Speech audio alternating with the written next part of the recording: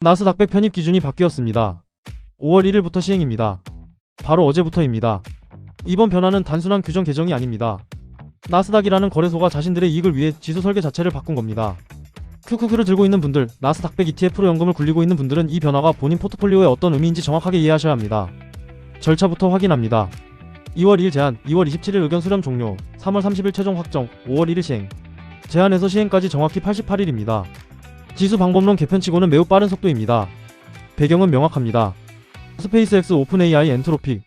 이 기업들의 2026년 IPO 가능성이 현실화되면서 기존 3개월 시즈닝 규칙 하에서는 이 기업들이 상장하더라도 지수에 즉시 반영이 불가능했습니다. 나스닥 입장에서는 세계에서 가장 주목받는 IPO들을 유치해놓고도 지수 추종 자금이 즉각 유입되지 않는 구조였던 겁니다. 그 문제를 해결한 것이 이번 개편입니다. 바뀐 항목 6가지를 순서대로 짚겠습니다. 대기기간 3개월에서 15거래일. 기간이 약 6분의 1로 줄었습니다. 평가 기준일 연 1회 12월에서 IPO 후 7거래일 종가 기준으로 전환됩니다. 사실상 상시 편입이 가능해진 겁니다. 시총 조건 상위 100위에서 상위 40위로 올라갔습니다. 현재 기준 약 1000억 달러 이상이 진입선입니다. 시총 산정 방식 이게 가장 중요합니다.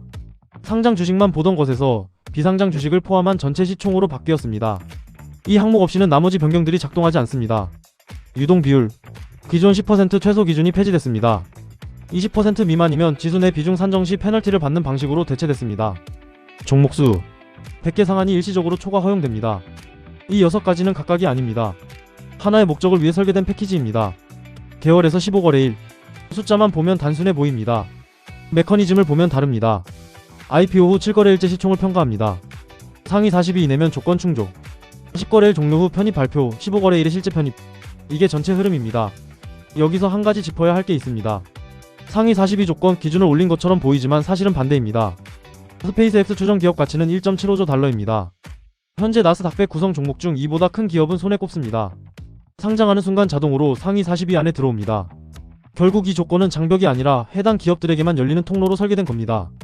나스닥이 이 구조를 만든 것과 스페이스X 오픈AI IPO 검토 시점이 겹치는 건 우연이 아닙니다. 이번 개편에서 가장 논쟁적인 변화입니다. 기존에는 실제 증시에서 거래되는 상장 주식 시총만 편입순위 산정에 사용했습니다. 합리적인 방식입니다. 투자자가 실제로 사고 팔 수 있는 주식의 가치만 반영하는 거니까요. 변경 후에는 비상장 주식까지 포함한 전체 기업 시총으로 순위를 매깁니다. 스페이스X가 전체 주식의 10%만 상장해도 나머지 90%의 가치까지 합산해서 지수 편입 여부를 판단하겠다는 겁니다. 문제는 여기 있습니다. 시장에서 검증되지 않은 가치, 실제로 거래될 수 없는 주식의 가치를 기반으로 지수가 설계되고 그 지수를 따르는 ETF는 그에 맞춰 수십조 원어치를 강제로 매수해야 합니다. 전문가들이 이걸 팬텀 마켓캡이라고 부르는 이유입니다. 실체 없는 숫자가 수백조 원 규모의 패시브 자금을 움직이는 구조가 만들어진 겁니다. 스페이스X가 실제 상장하고 나스닥 100에 편입된다면 시장에 어떤 일이 일어나는지 수치로 보겠습니다. 편입 발표 직후 헤지펀드와 퀀트 트레이더들은 이 시간 동안 스페이스X 주식을 선매수합니다. ETF가 어차피 강제로 사야 한다는 걸 알기 때문입니다.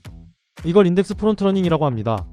기존 연구에서 편입 발표 후 편입일까지 평균 3에서 8%의 비정상 수익률이 관찰됩니다.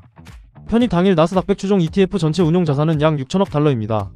스페이스X의 편입 비중을 보수적으로 잡아도 3에서 5%. 단 하루에 180억에서 300억 달러, 25조에서 42조 원어치를 가격 불문하고 매수해야 합니다. 그리고 이후 비중 재조정. 스페이스X가 들어온 만큼 기존 종목들의 비중은 수학적으로 줄어듭니다. ETF는 엔비디아, 애플, 마이크로소프트를 비례해서 팝니다. 절대 금액 기준으로 수조원 규모의 매도입니다. 이 모든 거래에서 발생하는 비용과 슬리피지는 ETF 투자자가 부담합니다. 경계해야 할 포인트를 정리합니다. 첫째, 패시브 투자자의 강제 편입 문제입니다. QQQ에 투자한다는 건 나스닥 100 구성 종목 전체에 동의한다는 뜻입니다. 그런데 이제 그 구성이 내 동의 없이, 내가 판단할 시간도 없이 바뀝니다. 상장 3주 만에 검증 기간도 거치지 않은 기업이 포트폴리오의 수퍼센트 비중으로 들어옵니다. 패시브 투자의 전제가 흔들리고 있습니다. 둘째, 나스닥의 이해 충돌 문제입니다. 나스닥은 지수 사업자인 동시에 거래소입니다. 지수 사업자로서는 투자자에게 공정하고 안정적인 기준을 제공해야 합니다.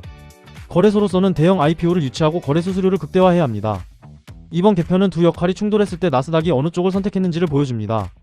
투자자 보호보다 거래소의 상업적 이익이 앞선 결정입니다. 셋째, 시즈닝 단축의 리스크입니다.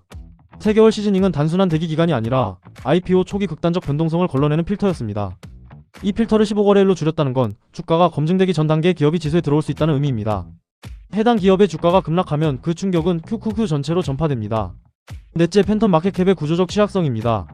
시장에서 거래되지 않는 가치에 기반한 지수는 해당 기업의 실제 주가가 기대에 미치지 못할 경우 지수 전체에 연쇄 충격을 줄 수 있습니다. 다섯째, 프론트러닝 비용의 증가 문제입니다. 헤지펀드가 미리 사서 올려놓은 가격에 ETF가 강제 매수합니다. 이 구조가 반복될수록 ETF 추종 오차는 커지고 그 비용은 개인 투자자가 지불합니다. 요약합니다. 이번 개편은 5가지 변경 항목이 각각 독립적으로 작동하는 게 아닙니다.